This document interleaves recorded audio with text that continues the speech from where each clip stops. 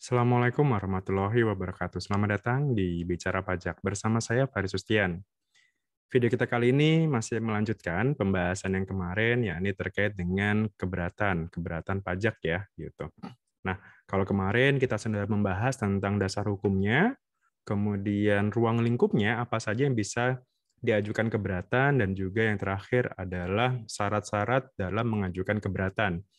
Misalkan kemarin ya, katakanlah dalam bahasa Indonesia, kemudian harus melunasi sejumlah atau minimal nilai yang disetujui pada saat pembahasan akhir, kemudian maksimal diajukan 3 bulan sejak surat ketetapan pajaknya itu dikirim, yang bisa dibuktikan lewat tanggal tanggal tanda terimanya, dan dia juga harus menyampaikan materi dari keberatan tersebut. Artinya dia harus menyampaikan nilai yang seharusnya, nilai menurut dia, penghitungan menurut dia, beserta alasan-alasannya. Nah, kali ini kita akan melanjutkan materi keberatan dan um, cara menyampaikan keberatannya, jadi atau prosedur menyampaikan keberatan. Tapi sebelum itu, kalau saya sampaikan tambahan informasinya, kalau yang kemarin kan sudah sudah kita bahas tentang 3 bulan itu. Nah, kalau misalkan ternyata 3 bulan itu tidak bisa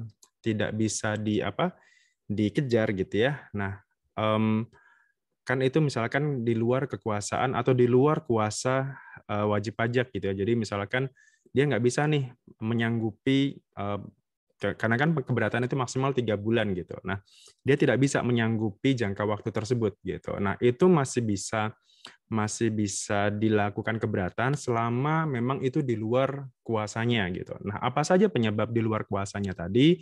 Yang pertama adalah bencana alam ya, misalkan katakanlah di daerahnya lagi terkena gempa atau gimana sehingga jangka waktu keberatannya itu terlewati. Nah, kalau seperti itu masih bisa diajukan keberatan karena dia ada bencana alam. Berikutnya misalkan katakanlah kebakaran gitu, kemudian atau misalkan ada kerusuhan massal gitu ya. Kebakaran atau kerusuhan massal itu kan di luar kuasanya dia. Nah, selama itu bisa dipertanggungjawabkan, maka jangka waktu itu mungkin bisa kita DJP ngasih kelonggaran seperti itu. Kemudian atau misalkan di sini diterbitkan surat putusan pembetulan secara jabatan yang mengakibatkan jumlah pajaknya yang masih harus dibayar itu berubah gitu. Jadi misalkan ternyata putusan SKP-nya ini berubah nih, keberatannya nilai ketetapan pajaknya berubah karena adanya perubahan pembetulan secara jabatan. Nah, itu berarti istilahnya diajukan ulang ya, harus diajukan ulang, dan tanggal 3 bulannya itu bukan dari SKP-nya lagi, tapi dari surat keputusan pembetulannya tersebut gitu. Kalau itu pembetulannya secara jabatan ya, bukan dari permohonan wajib pajak. Atau misalkan ya keadaan lain yang nanti akan dipertimbangkan oleh DJP gitu. Tapi intinya rata-rata tadi ya force majeure lah, seperti itu, kebakaran, gempa, atau memang di luar kuasanya wajib pajak itu. Nah, kemudian tadi 3 bulannya ini dihitungnya dari mana? Dihitungnya dari kapan gitu. Kalau misalkan keberatannya itu lewat pos, dikirimnya lewat pos, maka tanggal yang di 3 bulannya itu sejak tanggal yang tercantum pada bukti pengiriman surat gitu. Jadi kalau SKP-nya itu dikirimkan lewat pos atau lewat jasa ekspedisi gitu ya, kan pasti dapat istilahnya dapat resinya gitu. Nah, tanggal di resi itu adalah tanggal pengiriman. Jadi mulainya dari tanggal itu.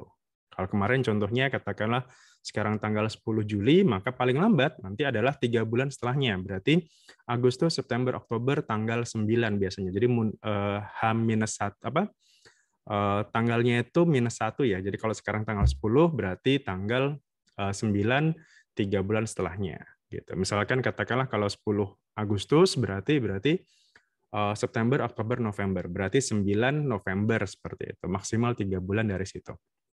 Kalau misalkan diantar secara langsung gitu, kan pada saat kita mengirimkan SKP itu secara langsung kan pasti ada bukti penerimaan suratnya. Nah, tanggal di bukti penerimaan surat itulah sebagai tanggal tanggal maksimal atau jangka waktu penyampaian keberatan tadi ya, gitu. Sementara kalau ada cara lain, misalkan kayak kemarin kan bisa lewat elektronik tuh, lewat e-objection namanya, itu ada di menu DJP online. Jadi Anda saat ini udah bisa mengajukan keberatan secara online. Jadi tidak harus datang ke kantor pajak langsung. Nah, berarti kalau secara elektronik ya berarti tanggal yang tertera di tanggal elektronik itu kan pasti dapat bukti penerimaan elektroniknya ya. Itu dikirim via email biasanya. Nah, bukti penerimaan elektronik itulah sebagai sebagai bukti bahwa jangka waktunya itu aman atau tidak gitu ya, terlewati atau tidak seperti itu. Oke. Kemudian ada juga misalkan berikutnya adalah di sini ketika misalkan gini, wajib pajaknya ini sebelum dia mengajukan keberatan, dia mau meminta penjelasan dulu nih ke DJP gitu ya, sebagai katakanlah dasar penerbitan SKP ini apa, atau mungkin data-data yang sifatnya ketika dia mau mengajukan keberatan ini perlu data-data yang harus dilengkapi misalkan. Nah, DJP wajib memberikan keterangan tersebut gitu ketika diminta oleh si wajib pajaknya. Jadi misalkan di sini si WP ini sebelum mengajukan keberatan ya. Jadi sebelum mengajukan keberatan, wajib pajaknya ini dapat meminta keterangan secara tertulis hal-hal yang menjadi dasar pengenaan pajaknya. Misalkan pengenaan pajak, kemudian penghitungan rugi, pemotongan atau pemungutan kepada DJP melalui kantor pajak di mana dia terdaftar ya. Gitu. Jadi kan misalkan tadi ya pada saat pembahasan akhir, walaupun biasanya pada saat pembahasan akhir itu pasti sudah dikasih nih penjelasan kenapa muncul koreksi ini, kenapa bisa terbit SKP senilai 800 juta, kenapa biaya-biaya ini dikoreksi dan sebagainya. Tapi dia masih bisa mengajukan permintaan itu secara tertulis untuk istilahnya mendukung data-datanya dia atau untuk meminta konfirmasi sebelum dia mengajukan keberatan. Yang penting tadi ya, masih dalam jangka waktu 3 bulan, karena kalau udah di atas 3 bulan kan dia nggak bisa mengajukan keberatan. Berikutnya, DJP berarti harus meminta keterangan, harus memberikan jawaban atas keterangan itu, dan ya atas pemberian jawaban dari DJP itu dia tidak menambah jangka waktu pengajuan keberatan. Jadi ya tetap itu harus diajukan dalam jangka waktu 3 bulan sejak SKP atau penetapan pajaknya dikirim. Oke, nah kemudian berikutnya adalah di sini ketentuan terkait pencabutan pengajuan keberatan oleh WP. Misalkan keberatannya tadi dicabut ya, jadi ketika katakanlah si WP ini dia sudah meminta keberatan nih, mengajukan keberatan gitu. Tapi ternyata dalam jangka waktunya, dalam prosesnya gitu, dia ingin mencabut keberatannya. Mungkin istilahnya mungkin karena dia merasa bahwa data-datanya tidak lengkap, atau mungkin merasa bahwa mungkin dia salah, harusnya dia tidak mengajukan keberatan dan sebagainya. Nah, itu masih bisa wajib pajak masih dapat mencabut pengajuan keberatan. Gitu. Jadi atas pencabutannya itu berarti harus ditulis dalam bahasa Indonesia ya. Jadi ya seperti permohonan biasa. Jadi pencabutannya pun juga harus tertulis dalam bahasa Indonesia, harus ditulis. Kemudian menyampaikan alasan-alasan kenapa dia mencabut keberatannya gitu. Jadi dia harus ngasih keterangan tertulis kenapa dia ingin mencabut keberatannya. Kayak tadi ya, misalkan ternyata dasar hukumnya tidak kuat atau mungkin penghitungannya sendiri salah dan sebagainya gitu. Kemudian suratnya itu ditandatangani seperti biasa ya, sama kayak keberatan tadi, suratnya itu harus ditandatangani, dan ketika dia memakai jasa konsultan, maka si konsultannya ini harus melampirkan surat kuasa wajib pajak gitu. Jadi dia harus ada surat kuasanya. Dan surat ini nanti dikirimkan ke kantor pajak di mana dia terdaftar ya. Jadi tidak bisa di kantor pajak manapun. Jadi harus ke kantor pajak tempat dia terdaftar. Gitu. Kemudian setelah si WP-nya ini mengajukan pencabutan, maka DJP harus memberikan jawaban atas permohonan pencabutan keberatan tadi, gitu. Kemudian setelah itu, misalkan si WP-nya ini diterima ya, pencabutan keberatannya diterima, apa? Di samping dia tidak mengajukan keberatan, secara aturan dia tidak dapat mengajukan permohonan pengurangan atau pembatalan surat ketetapan pajak yang tidak benar, gitu. Jadi ketika dia dia mencabut keberatannya, tapi juga misalkan walaupun dia sudah mencabut keberatan, dia juga tidak bisa mengajukan, istilahnya di sini adalah tidak dapat mengajukan permohonan pengurangan atau pembatalan surat ketetapan pajak yang tidak benar. Ini kan berarti di pasal 36-nya ya, gitu, pasal 36 KUP. Gitu. Jadi dia tidak bisa. Jadi ketika dia sudah mencabut keberatan, dia juga tidak bisa nih meminta permohonan penghapusan atau pembatalan SKP yang tidak benar tadi ya, gitu. Kemudian yang berikutnya adalah ketika dia sudah mencabut keberatannya, maka ya sudah, berarti kan dia tidak dianggap mengajukan keberatan gitu ya. Berarti ya sudah, keberatannya selesai. Nah, sementara kan kalau keberatan syarat pertamanya tadi kan dia sudah harus melunasi pajak yang minimal sesuai dengan yang disetujui pada saat pembahasan akhir. Contohnya tadi ya, misalkan SKP-nya itu nilainya 800 juta. Yang dia setujui hanya 500. Kemudian dia mengajukan keberatan. Nah, ternyata keberatannya itu dia cabut nih. Dia nggak jadi ikut keberatan gitu. Maka yang sisanya tadi, yang sisa yang belum dibayarkan yang 300 juta itu ya itu akan menjadi utang pajaknya dia gitu. Itu akan menjadi utang pajaknya dia.